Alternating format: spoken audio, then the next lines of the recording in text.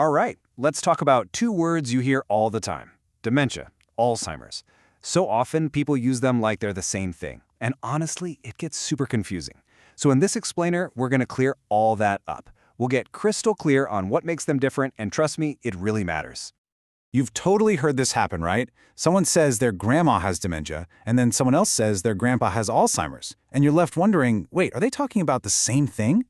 Well, the quick answer is no, they're not. And stick with me, because by the end of this, I promise you'll have a super simple way to remember the difference for good. Okay, so let's finally put this confusion to bed. The way these two things are related? It's actually way simpler than it sounds. Here's the best way I found to think about this. I want you to picture a giant umbrella. Got it?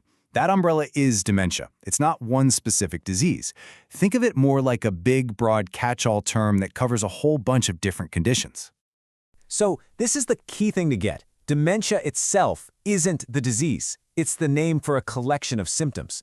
Things like a decline in memory or trouble with thinking and problem solving. Stuff that gets serious enough to really mess with someone's daily life. It's the category, not the specific illness inside the category.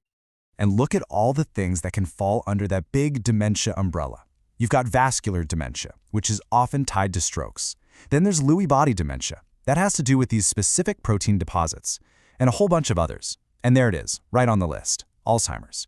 But see, it's just one of the many different diseases that can cause the symptoms we call dementia.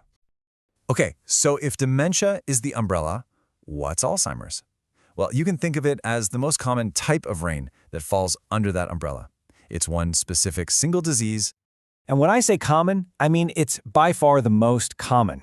Get this, around 70%. That's a huge number. About 70% of all dementia cases are actually Alzheimer's. Let that sink in. For every 10 people who have dementia, about 7 of them have this one specific disease. And that is exactly why everyone gets the two terms mixed up.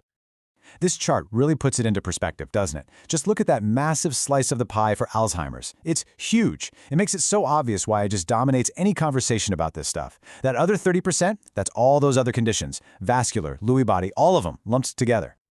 So what makes Alzheimer's a specific disease instead of just a list of symptoms? It really all comes down to the biology, what's physically happening inside the brain. We know it's caused by this buildup of two nasty proteins, amyloid plaques and tau tangles.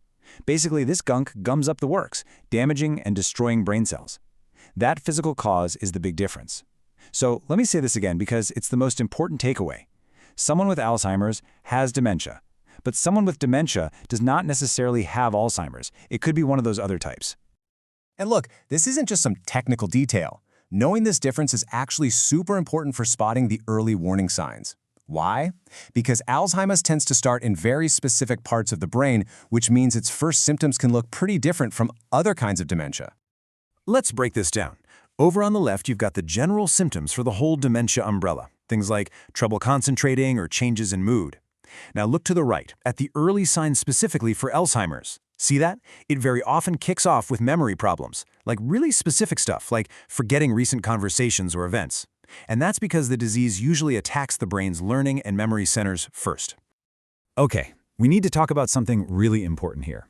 There's this huge fear out there that, losing your mind is just a normal part of getting old. Let me be really clear. It is not. It's absolutely not inevitable. Yes, the risks goes up as we age, for sure, but dementia is caused by diseases that harm the brain. It's not just a birthday milestone. And this chart, wow, it really shows how much age plays a role. Look at how steeply the risk for Alzheimer's climbs. It goes from about 5% in the 65 to 74 group all the way up to a third of people 85 and older.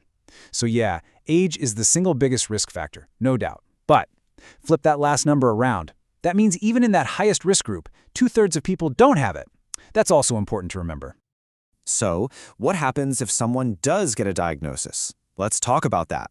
Let's shift gears and look at how it's managed and what the outlook is, because this is where understanding can turn into real positive action. I'm going to be straight with you.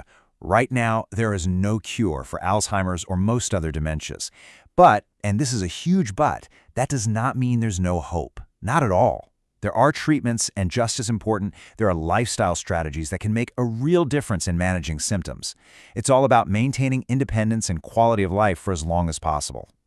Which leads us to the stuff we can actually do to help our brain stay healthy. Check out this list.